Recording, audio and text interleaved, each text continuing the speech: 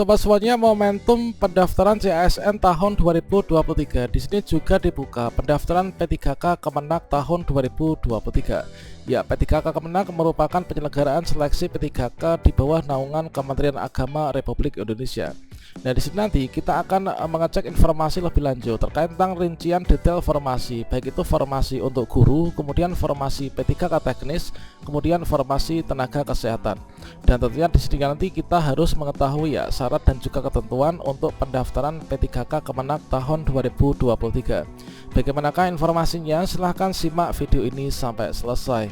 Namun sebelum kita lanjutkan, perlu saya ingatkan, bagi teman-teman yang mungkin baru saja menemukan channel ini, silakan klik tombol subscribe-nya dan aktifkan notifikasi loncengnya, sehingga nanti jika ada update video terbaru, kalian tidak akan ketinggalan informasi. Bersamaan dengan dibukanya pendaftaran CASN tahun 2023, di sini dari Kementerian Agama juga mengeluarkan pengumuman terbaru terkait tentang pelaksanaan seleksi calon P3K di bawah naungan Kementerian Agama, teman-teman. Dan di sini juga penyelenggaraannya itu mendasar dari keputusan Menpan RB terkait tentang mekanisme seleksi P3K untuk jabatan fungsional. Kemudian juga terkait tentang penetapan kebutuhan untuk P3K Kementerian Agama. Dan selanjutnya di sini kita cek untuk yang pertama, yaitu terkait tentang distribusi rincian alokasi formasi. Satuan kerja, rincian jabatan, kualifikasi pendidikan, dan juga jumlah alokasi formasi. Ini nanti akan kita cek ya pada pengumuman ini.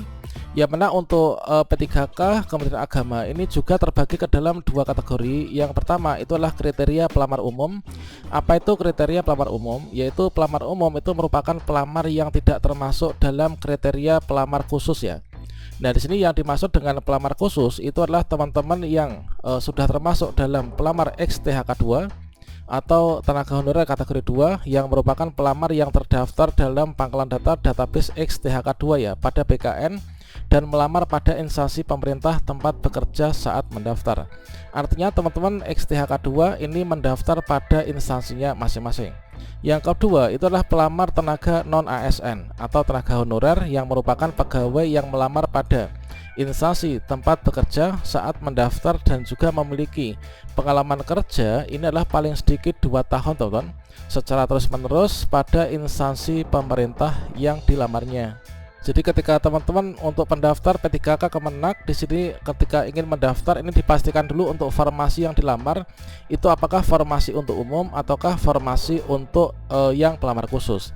Nah, untuk pelamar khusus itulah teman-teman XTHK2 dan juga tenaga non-ASN. Nah, tenaga non-ASN itu adalah honorer yang bekerja pada instansi pemerintah ya. Artinya kalau misalkan di sekolahan itu adalah baik itu MI negeri, kemudian MTS negeri atau kemudian di sini ada aliyah negeri gitu ya.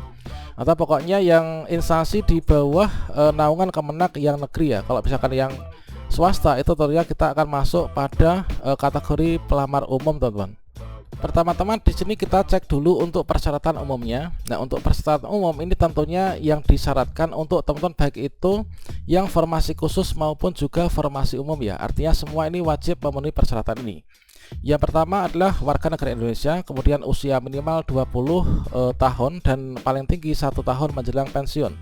Kemudian nggak pernah di penjara, kemudian nggak pernah dipecat, kemudian tidak menjadi anggota atau pengurus parpol. Kemudian punya ijazah sesuai dengan persyaratan, kemudian sehat jasmani rohani, kemudian bersedia ditempatkan dimanapun. Kemudian untuk jabatan dosen ini wajib punya pengalaman tenaga pengajar ya di perguruan tinggi. Ini adalah paling singkat 2 tahun untuk jenjang asisten ahli kualifikasi pendidikan strata 2 atau S2 atau magister, teman-teman. Dan selanjutnya untuk yang jabatan fungsional selain dosen ini wajib punya pengalaman di bidang kerja yang relevan ya dengan jabatan paling singkat 2 tahun untuk jenjang terampil dan juga ahli pertama. Kemudian mematuhi seluruh ketentuan peraturan perundangan di lingkungan Kementerian Agama.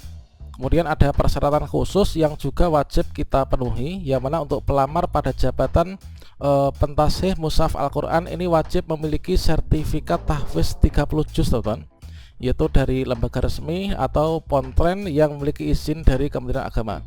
Kemudian terkait tentang tata cara pendaftaran, ini adalah yang pertama pembuatan akun SSCASN. Terkait tentang pembuatan akun, ini sudah saya sediakan videonya pada kartu video ini. Silahkan teman-teman untuk pendaftar P3K Kemenak nanti bisa mengecek ya untuk tutorialnya. Kemudian pemilihan formasi. Nah, pemilihan formasi, pelamar ini hanya boleh memilih satu formasi. Apabila terdapat kesalahan ini nanti dalam pemilihan formasi, maka menjadi tanggung jawab dari pelamar sendiri. Terkait tentang pemilihan formasi, ini silahkan juga cek ya pada kartu video ini.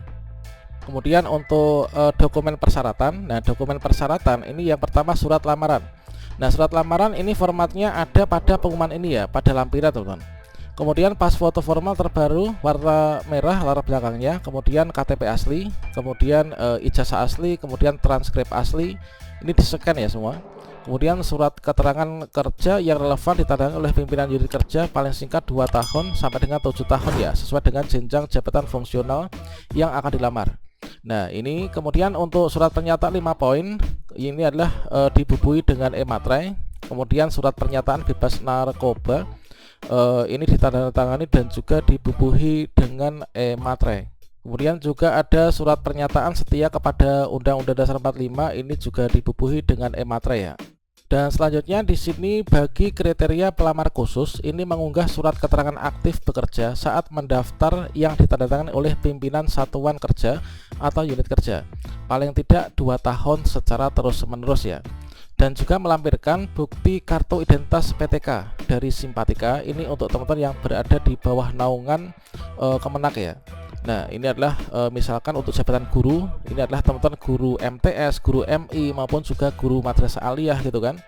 Kemudian bukti profil dosen dari EMIS Kementerian Agama bagi pelamar jabatan dosen, kemudian bukti profil penyuluh agama dari EPA dari Kementerian Agama ya bagi pelamar jabatan penyuluh agama. Kemudian sertifikat tahfiz 30 juz ini dari lembaga resmi atau pontren yang memiliki izin Kementerian Agama. Ini terkait tentang mushaf Al-Qur'an. Kemudian untuk unggah dokumen persyaratan ini semuanya, ini semua dokumen persyaratan ini dipindai ya, di-scan menjadi format PDF atau JPG sesuai kebutuhan dalam unggahan persyaratan di aplikasi SSC ASN. Dokumen yang membutuhkan e-materai ini ditandatangani terlebih dahulu sebelum dibubuhi dengan e-materai sesuai dengan buku panduan di SSC ASN. Kemudian terkait tentang sistem seleksi ya, ini tahapan dulu. Tahapan seleksi nanti ada 2, yaitu seleksi administrasi. Kemudian setelah kita lulus seleksi administrasi, kita akan ikut seleksi kompetensi. Nah, untuk seleksi kompetensi terbagi ke dalam 2 hal. Yang pertama seleksi kompetensi dengan cat BKN dengan bobot adalah 50%. Kemudian tes moderasi beragama berbasis CAT Kementerian Agama dengan bobot juga 50%. Kemudian sistem seleksinya kelulusan administrasi ini didasarkan pada kesesuaian antara data yang diisi dengan dokumen yang dipersyaratkan yang diunggah ya di akun kita masing-masing. Kemudian pelamar yang nggak sesuai dengan persyaratan proses verifikasi maka tidak dapat mencetak kartu peserta ujian dan dinyatakan gugur serta diberikan kesempatan untuk menyanggah hasil seleksi administrasi pada masa sanggah nanti. Kemudian teman-teman yang lulus seleksi administrasi maka nanti bisa mencetak kartu peserta ujian dan juga mengikuti tahapan untuk seleksi berikutnya. Terkait tentang kelulusan di sini diberlakukan nilai ambang batas, silakan teman-teman cek untuk nilai ambang batasnya. Kemudian di sini pelamar yang telah ikut seleksi kompetensi teknis ini dapat mengikuti seleksi kompetensi teknis tambahan ini sesuai dengan ketentuan. Kemudian pelamar yang tidak lulus seleksi kompetensi maka diberikan kesempatan untuk menyanggah di masa sanggah. Pelamar yang lulus pada hasil akhir dapat mengajukan usul penetapan nomor induk P3K ya. Dan selanjutnya untuk jadwal pendaftaran, teman-teman di sini melakukan pendaftaran di SSC ASN ini mulai dari tanggal 23 September sampai dengan tanggal 9 Oktober 2023. Nah, teman-teman pendaftar P3K Kemenak pastikan sudah mengakhiri proses pendaftaran pada tanggal 9 Oktober 2023 ya, supaya nanti kita bisa ikut seleksi lanjutan yaitu seleksi administrasi. Kalau misalkan teman-teman nggak resume di tanggal ini, maka kita nggak akan bisa masuk ke tahap seleksi administrasi. Kemudian di sini juga diberikan untuk format khusus bagi teman-teman pendaftar P3K Kemenak, yaitu untuk contoh surat lamarannya. Nah, surat lamarannya silakan diisikan, kemudian nanti setelah itu ditandatangani, kemudian dibubuhi dengan e-materai ya. Terkait juga dengan surat pernyataan 5 poin. Kemudian juga ada surat pernyataan lainnya. Nah, selanjutnya di sini seluruh surat pernyataan yang dipersyaratkan ini harus dibubuhi dengan e-materai. Kemudian teman-teman untuk pendaftar pelamar khusus maupun juga umum, silakan dicermati dulu terkait tentang alokasi formasi jabatan. Nah, ini misalkan untuk kesehatan. Kalau misalkan di sini jenis formasinya khusus, berarti di sini adalah untuk teman-teman khusus THK2 maupun juga tenaga non ASN. Artinya teman-teman pelamar umum ini nggak bisa ya untuk melakukan pendaftaran. Teman-teman pelamar umum di sini kalian bisa cek untuk formasi yang umum. Misalkan di sini ahli pertama guru kelas formasi umum, ini adalah pendidikan baru. Silakan disesuaikan dengan kualifikasi pendidikan yang dipersyaratkan. Nah, tentunya sepertinya di sini untuk kualifikasi akademik ini juga juga agak luas juga. Nah, misalkan di sini yaitu untuk penempatan lokasi formasi di Kanwil Kementerian Agama Provinsi Kalimantan Timur. Misalkan di sini alokasi formasi ada 3. Untuk menjadi ahli pertama guru kelas, ini adalah ijazahnya pendidikan bahasa Indonesia, tadris fisika, biologi, kemudian IPS, matematika dan lain sebagainya, termasuk juga PGMI, kemudian ada kimia juga. Kemudian teman-teman silahkan dicek di sini, nanti pastikan sudah mengakhiri proses pendaftaran sebelum nanti batas akhir ya tanggal 9.